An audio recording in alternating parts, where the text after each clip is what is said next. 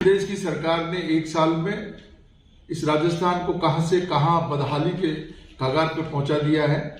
एक एक बिंदु हम आपके सामने वो उजागर करना चाहते हैं जो इन्होंने वादे किए थे, चुनाव के समय वादे किए थे, जनता के सामने तरह तरह के वादे करके और जनता को जो गुमराह किया था, वो सारे के सारे वादे इनके फेल हो चुके हैं।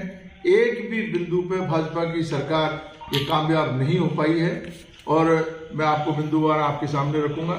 भाजपा की सरकार ने सबसे पहले तो 100 दिन की कार्य योजना जारी की थी।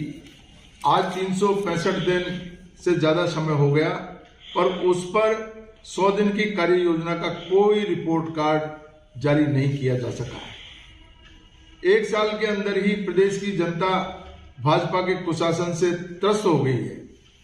प्रदेश का हर वर्ग, किसान, मजदूर, महिला, युवा और सरकारी कर्मचारी देख रहे हैं कि जो बड़े से बड़े वादे कर भाजपा सरकार में आई वो पूरे क्यों नहीं कर रही है। एक तरफ चमक धमक से जनता को भ्रमित किया जा रहा है, वहीं किसान इंतजार कर रहे हैं कि 12,000 रुपए किसान सम्मान निधि कब से मिलेगी और गेहूं को 2700 रुपए क्विंटल कीमत व बाजरे की एमएसपी पर कब से खरीदा जाएगा। 450 रुपए में सिलेंडर का वादा किया था पर किसी महीने सब्सिडी आती है, कभी नहीं आती है। सामाजिक सुरक्षा पेंशन नहीं दी जा रही है। बच्चियां साइकिल और स्कूटियों का इंतजार कर रहे हैं। हमारी सरकार की योजनाओं का या तो नाम बदल दिया जा रहा है या फिर इन्हें बंद कर दिया जा रहा है। 12 से अधिक योजनाओं के नाम बदले जा चुके हैं। किसानों के हित में चल रही एग्रो प्रोसेसिंग पॉलिसी तक को बंद कर दिया, जिसमें किसानों को कृषि आधारित उद्योग लगाने का अनुदान दिया जाता था। मैं तो ये सबसे बड़ी बात तो आपके सामने कहना चाहता हूं कि योजनाओं का नाम बदले, लेकिन कई योजनाएं तो खुद इनकी थी। जैसे ईआरसीपी वाली योजना थी, ईआरसीपी का जो प्रोजेक्ट था, ईआरसीपी का प्रोजेक्ट तो हमारे आदरणीय वसुंधरा जी ने वो लेकर के आई थी, ईस्टर्न राजस्थान कैनाल प्रोजेक्ट। और ये परियोजना बहुत पूर्वी राजस्थान के किसानों के लिए बहुत बड़ी परियोजना थी, जिससे सिंचाई के लिए जो है पानी उपलब्ध होता, पीने के लिए पानी उपलब्ध होता। लेकिन इसको जिस तरीके से कांग्रेस की सरकार ने आगे बढ़ाया, 13,000 करोड़ रुपए अशोक गहलोत साहब की सरकार ने नवनेरा और ईसरदा बांध के लिए दिए थे और 13,000 करोड़ रुपए का वो लगभग काम पूरा हो गया था। इन्होंने उस परियोजना को आगे बढ़ाने का काम नहीं किया, वरन उसको पीकेसी और दूसरी नाम बदल करके उसको उलझाने का काम किया। प्रधानमंत्री जी ने जब वो चुनाव से पहले अजमेर आए थे, जयपुर में आए थे, उस समय वादा किया था कि हम इसको राष्ट्रीय परियोजना घोषित करेंगे। राष्ट्रीय परियोजना तो घोषित नहीं की और उसको पीकेसी का नाम बदल लिए। कोई बात नहीं है, पार्वती, काली सिंध और चंबल ये लिंक परियोजना के नाम से अभी जो ये परियोजना अभी मध्य प्रदेश के साथ समझौता, मैं कहना चाहता हूं मध्य प्रदेश के साथ समझौता तो वसुंधरा जी के समय 2005 में ही हो गया था। क्या जरूरत पड़ गई मध्य प्रदेश से दोबारा समझौता करने की? अगर वो समझौता भी किया है तो हमारी ये मांग है कि वो एमओयू राजस्थान की जनता को क्यों नहीं बताया जा रहा है, उसको क्यों छुपा करके बैठे हुए हैं। हमने असेंबली में भी ये सवाल उठाया और हमारे पूर्व मुख्यमंत्री जी बार बार ये कह रहे हैं, अशोक गहलोत साहब आप बताइए क्या समझौता किया है। जनता के, राजस्थान की जनता के हितों पर आप कोई कुठाराघात तो नहीं करके आए हैं। ये राजस्थान की जनता को जानने का हक है, लेकिन उसको भाजपा की सरकार उजागर नहीं कर रही है। हमारी मांग है कि उसको बताया जाए एमओयू क्या किया है, कितना पानी मिलेगा, कितना सिंचाई के लिए मिलेगा, ड्रिंकिंग वाटर की क्या पोजीशन रहेगी। ये पूर्वी राजस्थान पूरा एक एक बूंद पानी के लिए तरस रहा है और भरतपुर संभाग की हालत तो बहुत ही ज्यादा खराब है। हमारे गंगापुर, बावनबास, नांदोती, करौली वाला एरिया, जिसमें आज भी लोग एक एक बूंद पानी के लिए तरस रहे हैं। चंबल बिल्कुल बगल में बह करके और चंबल का पानी समुद्र में जा रहा है। बहुत पहले से लोगों की मांग थी, वो मांग को जो राजस्थान सरकार, पूर्व राजस्थान सरकार आदरणीय गहलोत साहब जिस परियोजना स्कूल, सड़क, अस्पताल और दिसंबर 2023 में एक आदेश जारी कर रोक दिए, ये काम अभी तक शुरू नहीं हुए। पिछले एक साल में चाहे घरेलू बिजली हो, कृषि बिजली हो, दोनों की स्थिति बदतर हो चुकी है। आप देख सकते हो क्या बुरी स्थिति है। एक साल के अंदर अंदर हमारे किसानों को जो पहले दिन में बिजली मिलती थी और दिन में सर्दी के समय वो आराम से अपने सिंचाई के लिए जो है दिन में जाता और खेती में सिंचाई करके आराम से घर आता, आज रात में परेशान हो रहा है और रात में भी सही ढंग से बिजली नहीं मिल रही है। ट्रांसफार्मर जल जाता है, एक एक हफ्ते तक ट्रांसफार्मर नहीं मिल रहे। बिजली के जो कनेक्शन लेने के लिए लंबी लाइन लगी हुई है। बदहाल स्थिति हो गई है बिजली के मामले में। डीएपी के लिए तरसना पड़ रहा है, यूरिया नहीं मिल रहा है और इस मुद्दे को लेकर के किसान बहुत ही ज्यादा गुस्से में है। मुख्यमंत्री जी बिना अदालत की इजाजत के लिए विदेश यात्रा पे चले गए। बड़ा अफसोस है। प्रदेश का मुख्यमंत्री, उनको अगर इस बात की जानकारी नहीं हो, कानून की जानकारी नहीं हो, उनके खिलाफ जो मुकदमा चल रहा था अदालत से मंजूरी लेते, अगर मान लो उनको विदेश जाना था तो ऐसी क्या जल्दी थी जो बिना अदालत की जानकारी में लिए ही विदेश चले गए और वो जब मुद्दा उठा तो विदेश से वापस आना पड़ा। यमुना जल समझौते की कोई जानकारी मुख्यमंत्री जी को नहीं है, टीआरसीपी की जानकारी कोई नहीं है। अरे भाई, भरतपुर संभाग में पैदा हुए हो, भरतपुर संभाग में आपने यहाँ पर पूरा जीवन निकाला है, आपको पता होना चाहिए भरतपुर संभाग की जो महत्वपूर्ण योजना है उसका जानकारी होनी चाहिए। मैंने खुद ने सवाल उठाया था, कोई जवाब मुख्यमंत्री जी ने नहीं दे पाए। जब आप कहते हो डबल इंजन की सरकार है, डबल इंजन की सरकार है, और आप मान रहे हैं डबल इंजन, क्या आपके केंद्र में भी सरकार आपकी है, प्रदेश में भी आपकी है, तो आपको जो क्लियरेंस जो वहां एक दिन में, 5 दिन में, एक हफ्ते में मिल सकती है, क्यों आपको 1 साल लग गया? इससे राजस्थान में जो उद्योग, जो अलाइड जो इंडस्ट्रियां लगनी थी, वो उसमें देरी हो रही है, जिसमें लाखों लोगों को रोजगार मिलना था, वो पिछड़ रहे हैं। पेपर लीक का मुद्दा बहुत तेजी से इन्होंने उठाया और सरकार इसको अपनी उपलब्धि बता रही है। अरे भाई, पेपर लीक हुआ, किसी ने अपराध किया है, तो ये तो कानूनी रूप से सरकार का दायित्व बनता है कि वो उसके खिलाफ कार्रवाई करे, उनको गिरफ्तार करे। जिसने भी पेपर लीक किया है या जिसमें पेपर लीक के प्रकरण में जिन लोगों की भागीदारी है, जो उसमें लिप्त पाए जाते हैं, अगर उनको सरकार गिरफ्तार करती है, उनके खिलाफ कानूनी कार्रवाई करती है, तो ये सरकार की जिम्मेदारी है। इसको उपलब्धि के रूप में नहीं लेकर के जिम्मेदारी के रूप में ले और सरकार को सख्त कार्रवाई करनी चाहिए। वो पेपर लीक के मामले में हम मगरमच्छ पकड़ेंगे, हम मगरमच्छों को पकड़ेंगे। आप पे अभी सुइया तो पकड़ में आ नहीं रही है। आपने जो पेपर लीक के जो जिन लोगों को पकड़ा, वो सारे के सारे लोग छूट करके निकल रहे हैं। उनके खिलाफ तथ्य जो आपको जो जुटाने चाहिए थे, जो ठोस कार्रवाई उनके खिलाफ करनी चाहिए थी, वो ठोस कार्रवाई राजस्थान की सरकार नहीं कर पा रही है। विकास ये करना ही नहीं चाहते। इनको ये पता है कि विकास करने से कोई वोट नहीं मिलेंगे। वोट मिलेंगे हिंदू मुस्लिम करने से मिलेंगे, आपस में जातियों को लड़ाने से मिलेंगे, एक दूसरे क्षेत्र के लोगों को दूसरे क्षेत्र के लोगों से लड़ाने से मिलेंगे। सरकार के एक मंत्री किरोड़ीलाल जी के बारे में तो पता ही नहीं है कि वो मंत्री है या नहीं है। वो कभी एसओजी के ऑफिस शिकायत करने पहुंचते हैं, कभी पुलिस वालों से हिरासत के लिए लोगों को छुड़वाने पहुंचते हैं, कभी कहते हैं मैं मंत्री नहीं हूं, मैंने इस्तीफा दे दिया है। अब वो इस्तीफा दे करके भी फिर विभाग का कामकाज संभाल रहे हैं। स्थिति स्पष्ट नहीं है। केवल अडानी को बुला करके, केवल अंबानी को बुला करके और लोगों को, जिनको एक सूत्र में हम ये कहें कि आपके जो चहेते लोग हैं, चहेते लोगों को राजस्थान की संपत्ति को लुटाने का ये काम कर चुकी है सरकार। इसने शुरू कर दिया है। केंद्र तो पहले से ही लुटा रहा है और अब राजस्थान की सरकार भी ये राजस्थान की संपत्ति को लुटाने का ये अभियान शुरू कर चुकी है। सरकार केवल दिल्ली से जो निर्देश मिल रहे हैं मुख्यमंत्री जी हर बात पूछने के लिए दिल्ली जाते हैं। दिल्ली से जो कोई उनको निर्देश मिले, जो कोई उनको पर्ची मिली, उसको आकर के और यहाँ उसको पढ़े। ये पर्ची को पढ़ने से काम नहीं चलेगा।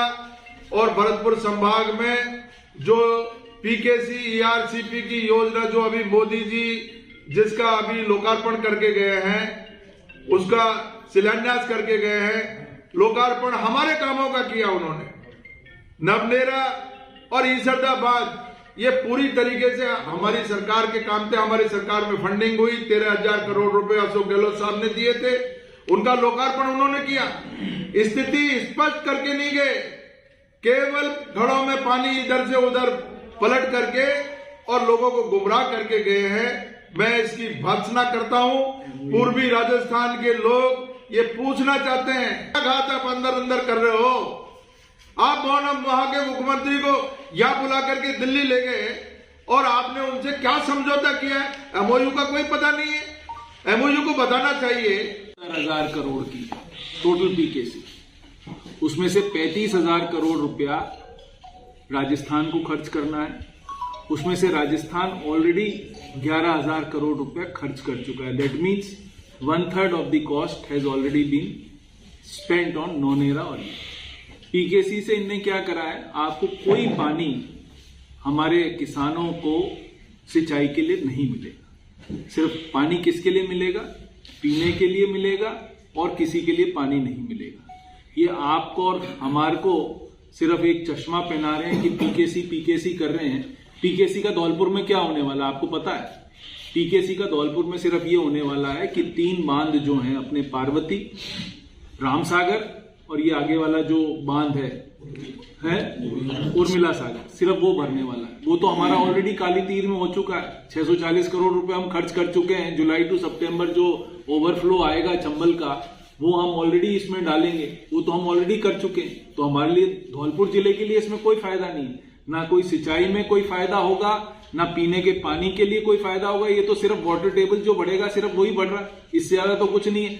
सिर्फ क्योंकि काली तीर जो पानी पीने वाली स्कीम है, जो बाड़ी और उसके लिए है, बसेड़ी के लिए है, वो भी ऑलरेडी हम कर चुके हैं। वो वापस इस बार इन्होंने बजट अनाउंसमेंट करा है। हम वो पहले ही बजट अनाउंसमेंट कर चुके थे, उसका पैसा दे चुके थे, उसका डीपीआर बनने के लिए ऑलरेडी दे दी थी। तो ये तो उन्होंने रिपीट करी इस साल।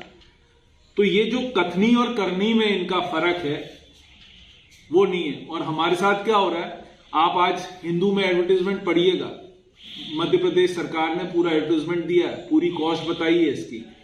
उनको फायदा सबसे ज्यादा हो रहा है, हमारे को फायदा नहीं हो रहा। उनकी सिंचाई के लिए करीब करीब 2 लाख या 3 लाख एकड़ आज एडवर्टाइजमेंट है। 2 लाख या 3 लाख एकड़ जमीन जो है उनकी सिंचाई के लिए काम आएगी। हमारे राजस्थान में नहीं काम आएगी। 8 लाख काम आएगी। आज आया है 8 लाख काम आ रही, हमारे लिए नहीं आ रही।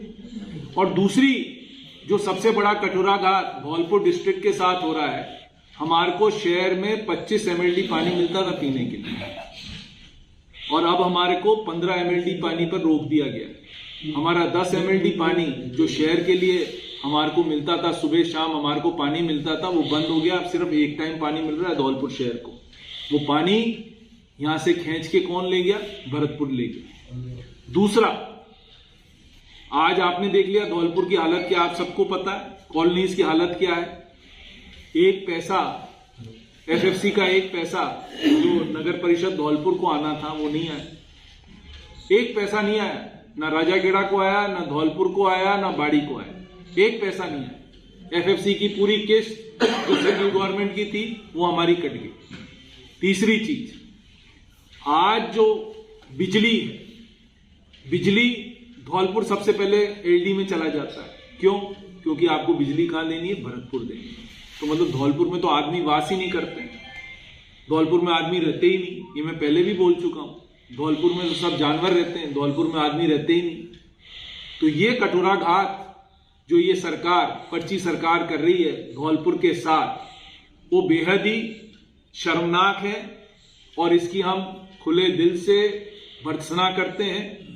दूसरा, आज जो सबसे इंपॉर्टेंट मुद्दा जो हमारे एक्स एमएलए साहब ने बोला, बाबा साहब के लिए जो गृह मंत्री जी ने बोला, वो बहुत ही शर्मनाक है। आज बाबा साहब को कई समाज भगवान स्वरूप मानते हैं, उनकी आस्थाओं पर उनने ठेस पहुंचाया। मैं उनसे विनती करता हूं कि या तो वो माफी मांगे या अपना इस्तीफा सौंपें, जिससे कि इस कंट्रोवर्सी को खत्म हो सके। नहीं तो ये कंट्रोवर्सी खत्म नहीं होगी। हम इस पर कल भी हम सड़क पर थे, आगे वापस 28 तारीख को प्रोग्राम बन रहा है, वापस सड़क पर जाएंगे। इस तरह से काम नहीं चलेगा कि इनके जो मुंह में आए वो ये बोल दें, वो काम नहीं चलेगा। और 1 साल में धौलपुर में आपने देख लिया क्या काम हो रहा है। धौलपुर में कोई काम नहीं हो रहा। यहाँ के लोग, यहाँ के जो सो कॉल्ड बीजेपी के एक्स प्रत्याशी जो थे, वो सिर्फ एक दूसरे की शिकायतें करने में लग रहे हैं और कोई काम नहीं हो रहा। लोगों की शिकायत कर रहे हैं, लोगों का काम रुक रहा है, कुछ भी नहीं हो रहा। और शिकायतों में स्पेसिफिकेशन भी नहीं दिया जा रहा है। वो तो पूरी शिकायतें कर जा रहे हैं, क्योंकि आप सबको पता है वो क्यों शिकायतें कर रहे हैं। वो शिकायत इसलिए कर रहे हैं कि जिससे ठेकेदारों से पैसा ऐंठ सके, जिससे, मैं ये खुला आरोप लगा रहा हूं उन पर कि ठेकेदारों से पैसा लेने के लिए शिकायतें करी जा रही है। हर किसी डिपार्टमेंट में शिकायत करके और उसको चुपचाप बुला दिया जाता है कि ला हमारे को 5% दे जा, 2% दे जा, 3% दे जा। ये धौलपुर का हाल हो रहा है। धौलपुर में सब जितने पब्लिक वर्क्स डिपार्टमेंट हैं, सब पर काम बिल्कुल बंद है। सिर्फ ब्लैकमेलिंग हो रही है, यहाँ ठेकेदारों की ब्लैकमेलिंग हो रही है। ठेकेदारों को तो आप पैसा तो दूर, पैसा तो दे नहीं पा रहे हो, क्योंकि आपके खजाने में पैसा नहीं है, आप उसको मैनेज नहीं कर पा रहे हो। मैंने ये विधानसभा में उस दिन बोला था कि भाई आपके पास तो पैसा ही नहीं है देने के लिए, आप दोगे कहां से। बड़े बड़े आपने अनाउंसमेंट कर दिए। जो पिछली बार के, ये फरवरी आने वाला, जनवरी शुरू हो रहा है, पिछली बार के जो 10-10 हैंडपंप आप लोगों को हमको दिए हैं और 5-5 ट्यूबवेल हमको दिए हैं, आज तक उनकी फाइनेंशियल स्वीकृति नहीं निकली। पूरा साल खत्म होने आ रहा है और कितना बड़ा काम करा। एक एमएलए को 10 हैंडपंप दिए जो हमारे टाइम में 40-40, 50-50 मिलते थे, उनको 10 हैंडपंप दिए और वो सोच के बड़ा खुश है। अनाउंस क्या करे, 20 दिखाने के लिए अनाउंस करे 20 और दिए 10, अगले साल 10 देंगे। इतने तो हम एमएलए फंड से ही दे देंगे, वो आप देना या ना देना वो हमारे लिए जीरो है। तो मेरा आप सबसे कहना यही है कि 1 साल में धौलपुर की जितनी दुर्गति इस बीजेपी सरकार ने करी है, यहां मंत्री आके बोल जाते हैं कि आपने तो कांग्रेस को वोट दिया था, हम आपके लिए क्यों काम करें। ये प्रजातंत्र है, आप समझ सकते हो। एक मंत्री आके ये बोल रहा है, जिले का मंत्री आके, जो यहाँ का मंत्री है वो आके बोल रहा है आपने तो कांग्रेस, जिले का मंत्री है। मैंने उनसे क्वेश्चन किया था तो उन्होंने बताया था कि यहाँ के आमजन ने कांग्रेस के विधायक विधानसभा में आवाज नहीं उठाते हैं। कांग्रेस के विधानसभा में ये आप भी समझते हो ना, और अब तो आवाज उठाने की बात तो आप यूट्यूब पे ही देख लेते हो ना। कांग्रेस जिले के जो भी विधायक हैं वो पूरे जोर शोर से, आपको पता है जितनी डिबेट्स होती हैं हम सब में पार्ट लेते हैं। क्वेश्चनों में हम कोई उनसे पीछे नहीं है, क्वेश्चनों में उनसे ज्यादा हम क्वेश्चन पूछते हैं। और हमारे से आप क्या चाहते हो? ये तो है नहीं कि आपने नहीं सुना है, कि हमने नहीं बोला है।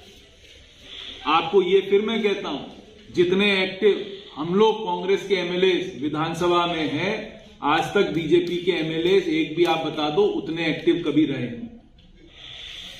हर विधानसभा में, हर फाइनेंस डिपार्टमेंट की स्पीचेस पे मैं बोलता हूं, सामाजिक सरोकार में दूसरे लोग बोलते हैं, दूसरे एमएलए बोलते हैं। किस पर नहीं बोल रहे आप सबको पता है, यूट्यूब चैनल आप सब देखते हो।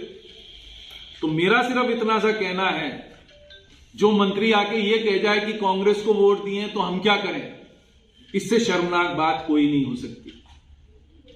सरकार की जब आप मंत्री हो, आपकी कलेक्टिव रिस्पॉन्सिबिलिटी है। यू आर अ मंत्री, आपकी कलेक्टिव रिस्पॉन्सिबिलिटी है। If you are a part of the ministry, आप पास देने के लिए पैसा ही नहीं है। आपके यहां सुपर सकर मशीन को ठीक करने के लिए मुझे जाना पड़ा 3 बार सेक्रेटरी के पास और उनसे रिक्वेस्ट करनी पड़ी, तब जाके पूरे राजस्थान में एक डेवलप हुआ कि भाई ठीक है, इनको एएमसी दे दो, अगले 2 साल की एएमसी दे दो तो ये काम चलेगा। Can you imagine, super sucker machine की एएमसी नहीं थी, वो यहां बंद पड़ी है। 10-10 करोड़ की मशीनें बंद पड़ी हैं। सरकार में कोई चेतने वाला नहीं है, सब सोने वाले। उस दिन 20 लाख रुपए मैं और एमपी साहब यहां आए, हमने डिजास्टर मैनेजमेंट रिलीफ फंड से कलेक्टर के सामने बैठ के 20 लाख रुपए हमने सैंक्शन कराए, तब आपका डीजल का खर्चा चला है नगर पालिका का, कि ये पानी निकालने के लिए 20 लाख रुपए हमने सैंक्शन कराए थे उस दिन। तो ये तो हाल है इन मंत्रियों का, और जो सचिव लगे हुए हैं उनका ये हाल है कि उनको पता ही नहीं कि जिले में क्या हो रहा है। तो आप जो ये बात कर रहे हो, आप सबके सामने जिले की जो कंडीशन है, आप सबके सामने, कोई नया बताने की जरूरत नहीं है। आप सब लोग जागरूक पत्रकार हो, आप सबको पता है कि क्या जिले की कंडीशन है। राजस्थान के सीएम भजन लाल ने कल पीसी किया है, अम्बेडकर का अपमान तो कांग्रेस ने किया है, कांग्रेस ने उनको मंत्री पद से इस्तीफा मांगा। देखिए, जहां तक बाबा साहब अम्बेडकर जी के अपमान की बात है, पूरा देश जानता है कि किसने अपमान किया और खुलेआम अपमान किया है। मेरा तो यहां तक मानना है कि 75 साल में अगर किसी व्यक्ति ने यह दुस्साहस किया है तो उसका नाम अमित शाह है, जिसने खुलेआम परम पूज्य बाबा साहब भीमराव अंबेडकर जी का अपमान किया। और वो परम पूज्य बाबा साहब भीमराव अंबेडकर जी का ही अपमान नहीं है, वो करोड़ों करोड़ों जो दलित लोग हैं, जो अंबेडकरवादी लोग हैं, जो करीब 30 से 40 करोड़ लोग इस देश में जो निवास कर रहे हैं, वो सब बहुत दुखी है, व्यथित है इस बात को लेकर के। कई लोगों ने अपने घरों में चूल्हा तक नहीं जलाया इस अपमान की बात को सुनकर। लोग खाना नहीं खा रहे हैं, सड़कों पे उतर रहे हैं, धरना प्रदर्शन कर रहे हैं, पूरी कांग्रेस पार्टी सड़कों पे है। और हम आपके माध्यम से कहना चाहते हैं, अगर देश के गृह मंत्री जी ने इस्तीफा नहीं दिया, माफी नहीं मांगी, तो कांग्रेस पार्टी भी चुप बैठने वाली नहीं है। और ये जो अंबेडकरवादी लोग हैं, ये बिल्कुल भी चुप नहीं बैठेंगे, सड़कों पे उतरेंगे, संघर्ष करेंगे।